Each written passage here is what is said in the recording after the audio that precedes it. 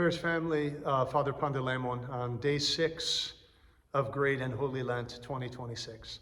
And I wanted to offer one additional thought, adding to my devotion yesterday. Yesterday I mentioned 3 things that fasting is not. We're talking about fasting in the church and fasting during Lent and more generally. And I forgot one thing, and I was driving home yesterday and I thought, you know what, I'm going to talk about this at my next devotion. So that's today. So one more thing fasting is not, right? And this is an important one. And I have a term for it that I kind of joke about. But so, and what I'm about to sort of critique isn't bad. I'm not criticizing what I'm about to critique. I just want to observe that it isn't the gold standard of orthodoxy, right? So what I call it is, I call it cramming for finals. I call it cramming for finals. I use that term, I'm sure many of us know what that means. In high school, college, right? We don't really study our stuff during the course of the semester, and then 3 days before the final, we sit down and we don't sleep for like 72 hours, drinking coffee and trying to get all of that information into our head so that we can do well on the test, right? That's what cramming for finals is.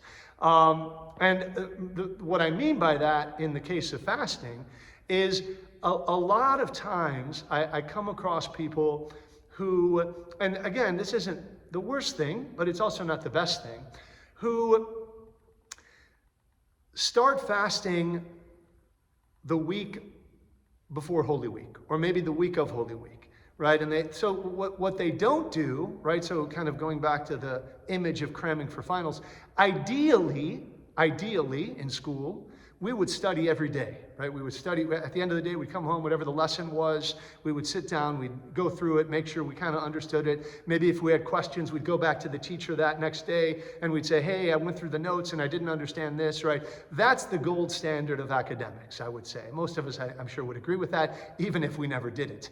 And the same applies in the spiritual life, right? Sometimes I like to use the image of like health. Like nobody would say that the gold standard of health is to eat Ho-Hos and a 12-pack of Pabst Blue Ribbon every day, and then 2 weeks before your annual physical checkup, you just live on like kale and raw vegetables and nuts and seeds and beans, right? That clearly is not, I mean, it wouldn't be horrible, but it certainly isn't the gold standard of health, right? And the same applies in the church, right? What we don't want to do when we look at Lent, and I know a lot of times people who maybe don't fast outside of Great Lent, they will fast during Lent. But I want to tell you that that's really not the prescription of the church. The prescription of the church is that we fast all year round. So really what we should be doing, and I guess this is a little addition, is part of it is we don't even commune all year round. We don't come to communion all year round. And really, the fathers of the church, the saints of the church tell us that we should be communing every time we have a chance to commune. Unless we've committed some grave sin, and then we should go to the priest, go to confession, and have that looked at. But otherwise, so here's what we should be doing.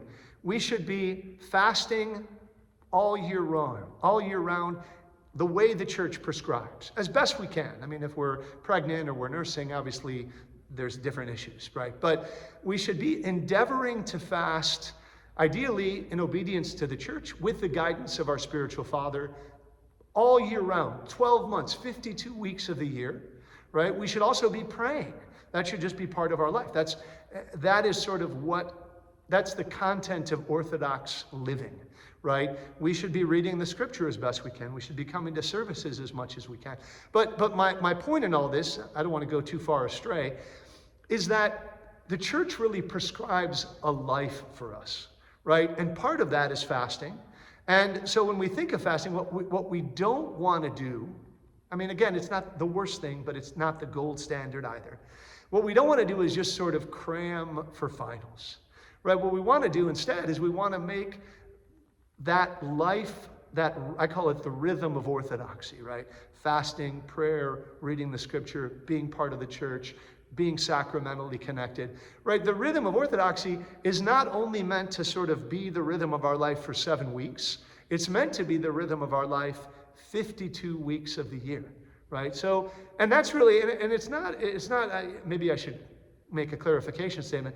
This is not a burden. It's actually a therapy. And I've said this before, right? So what the church prescribes for us, even though it isn't always easy and it isn't always the thing we want to do when we get home after a long day at work, but what the church prescribes really is therapeutic, right? It heals our passions, right? It heals us of anger and envy and lust and all these things that we struggle with as human beings in a broken world, right? So the more we incorporate that rhythm of orthodoxy, that way of living that Christ and his church prescribe for us, right? Over time, the more we are healed, the more we see that God is working within us and he's changing us, and that maybe the passions we struggled with, we're actually not struggling with them as we were. So that is really what the church prescribes, right?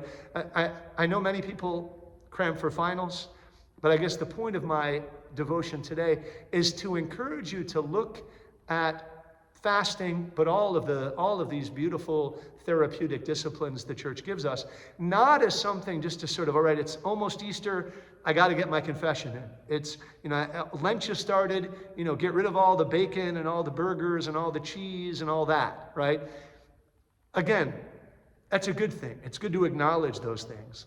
But I think that the church invites us into a more robust spiritual life, a more robust rhythm, right, that allows us to come to know Christ and to really have Christ in our hearts. Christ says in the Gospel of Luke that the kingdom of heaven is within us, right? But if we're not looking in, right, and that's what the therapies, the practices of the church really offer us. If we're not looking in, then we're never going to find the kingdom of heaven, right? We have to use all those tools the church gives us so that we can find the kingdom of heaven within ourselves.